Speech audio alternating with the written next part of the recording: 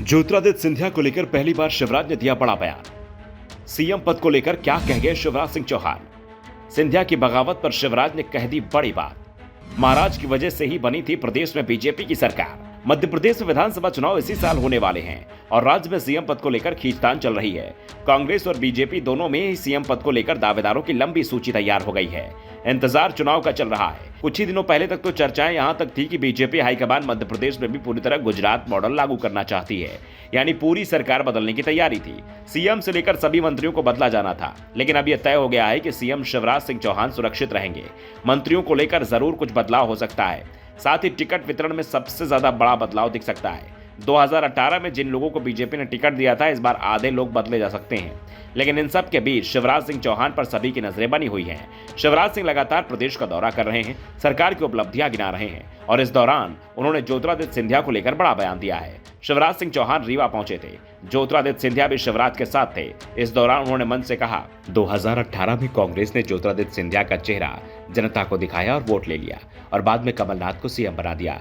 कमलनाथ ज्योतिरादित्य सिंधिया की वजह से सीएम बने थे। सिंधिया के कारण ही प्रदेश में कांग्रेस की सरकार बन पाई थी। सीएम सिंधिया को बनाना था, लेकिन कांग्रेस ने कमलनाथ को बना दिया और आज मैं सीएम बना हूं तो उसके पीछे भी ज्योतिरादित्य सिंधिया हैं। उनकी बदौलत ही आज मैं यहां पर हूं। मंच से ही शिवराज ने कहा कि उनको सीएम ज्योतिरादित्य सिंधिया ने बनाया है। इसके साथ ही शिवराज ने मैसेज भी दे दिया कि उनके और ज्योतिरादित्य के बीच रिश्तों में कोई तलखी नहीं है।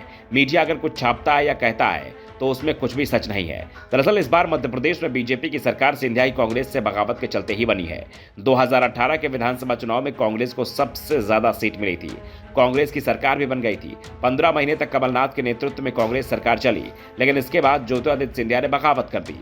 उनके साथ कांग्रेस के 2 दर्जन विधायकों ने भी बगावत कर दी। विधानसभा के सदस्यता से इस्तीफा दे दिया, जिससे कमलनाथ की सरकार बहुमत से अल्पमत में पहुंच गई।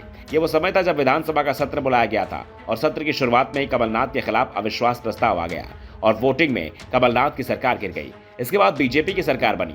जिन विधायकों ने कांग्रेस से इस्तीफे दिए थे, बीजेपी ने उपचुनाव में सभी को टिकट दे दिया और इनमें से अधिकांश विधायक चुनाव जीतकर फिर विधानसभा में आ गए, जिसके बाद कांग्रेस और बीजेपी के बीच सीटों का अंतर भी बहुत बढ़ गया।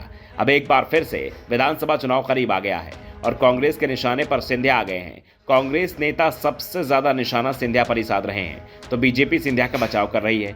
शिवराज ने तो मंच से ही साफ कर दिया था वो महाराज के चलते सीएम बन पाए हैं। इस बीच शिवराज सिंह चौहान और कमलनाथ के बीच सवाल जवाब का दौर भी चल रहा है। कमलनाथ शिवराज से सरकार की उपलब्धियां बताने को कह रहे हैं, तो शिवराज कमलनाथ सरकार के 15 महीने कामकाज का हिसाब मांग रहे हैं। दावा कर रहे हैं, कांग्रेस के घोषणा पत्र में दावा किया गया था कि सरकार बनते ही पहली कैबिनेट मीटिंग में घोषणा पत्र पर अमल होगा। वो अमल 15 महीने में भी क्यों नहीं हो पाया था। दूसरी ओर कमलनाथ सफाई दे रहे हैं कि हमें पूरा वक्त नहीं मिला, सिर्फ 15 महीने का समय मिला।